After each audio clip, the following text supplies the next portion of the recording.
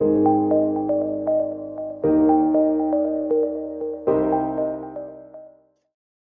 இந்த சித்திரையை 180ல இருந்து தள்ளுனீங்க அப்படின்னு சொன்னா எல்லாமே ஓடி போயிரும். இது எல்லாமே எல்லா கணிதமும் செய்ய முடியாது அப்படின்ற மாதிரி போகும்.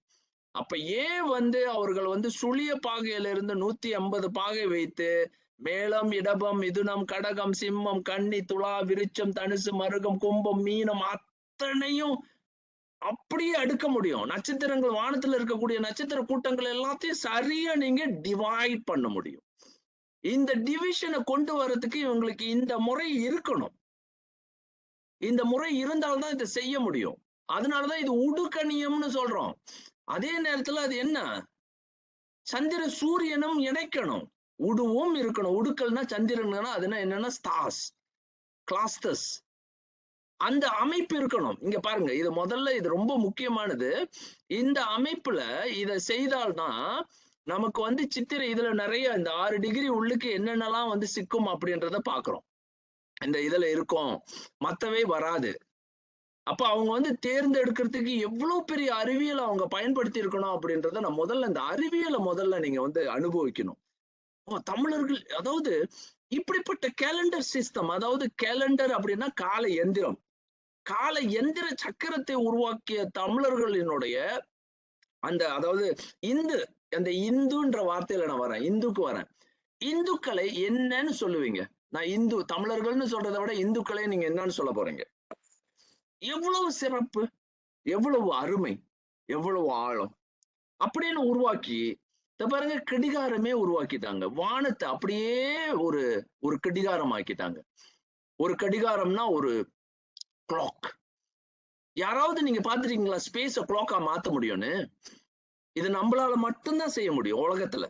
ஆனா இன்னைக்கு நம்ம அந்த கடிகாரத்தினுடைய ஒரு இதை வைத்து இதைதான் பஞ்சாங்கமா மாத்தி வச்சிருக்கோம்.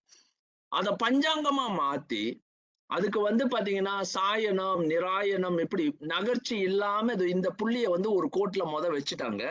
அப்படியே இந்த கிளாக்க சுத்த விடுறாங்க. சுத்தினீங்கன்னா இன்னும் எத்தனை ஆண்டுகள் போனாலும் எல்லா மாற்றத்தையும் கணிக்க முடியும். இன்னைக்கு பிக் பேங், இன்னைக்கு நம்ம கிட்ட என்ன இருக்கு? பெரிய பெரிய டெலிஸ்கோப் இருக்கு. அந்த காலத்துல டெலிஸ்கோப் இல்லாமலேயே வானத்துல எந்த நட்சத்திரம் எவ்வளவு நகர்ந்திருக்கு, எத்தனை டிகிரி போயிருக்கு, வெளியே வந்திருக்கு, உள்ள வச்சிருக்கலாம் அப்படின்ற கணக்கு, எல்லா கணக்குகளையும் சொல்லக்கூடிய ஒரு கணிதம் இருக்குமானால் அது இந்த இந்துவியல் கணிதம் தான். நான் அப்படி சொல்றேன். அது ரொம்ப சிறப்பா இருக்கும்னு நினைக்கிறேன். அதுல நிராயனம் அப்படின்றது இது நகராது. இந்த குச்சி மட்டும் நகராது. மத்த குச்சி, இந்த குச்சி இங்க இருந்து நகர்றது அப்படியே பார்க்கலாம். அதாவது முள், இந்த கடிகாரம் முள் நகரும். அப்ப தோரஸ், ஏரிஸ் இதெல்லாம் பாத்தீங்கன்னா இந்த நட்சத்திரங்கள்ல அது எப்படி நகரும் அப்படின்றத கணக்கு வச்சாங்க. அப்ப சாயனம், பூமி சாஞ்சி இருக்கிறது எல்லாத்தையும் கணக்கு பண்ணிடலாம், கணிதம் செஞ்சிடலாம். இதுக்கு பேரு நான் அது பாத்தீங்கன்னா the earth obliquity, இது flexible goat origin point ஒரு கருத்து இருக்கு.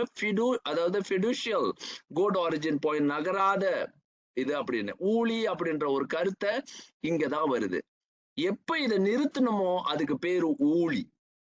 இதுதான் தமிழர்கள் ஊழி, இதை சுமேரியர்களும் ஊழின்னு சொல்லுவாங்க. the fixed ultimate time reference frame. இதை வச்சு நீங்க கணிதம் செஞ்சிடலாம், எந்த காலத்தையும் எடுத்துடலாம், உங்களுக்கு என்ன நடந்துச்சுன்னு சொல்லலாம் அப்படின்ற கருத்து இருக்கு. இத பாருங்க, இங்க கொஞ்சோண்டு நவுத்துறாங்க, சுவாதி உள்ள போயிருச்சு.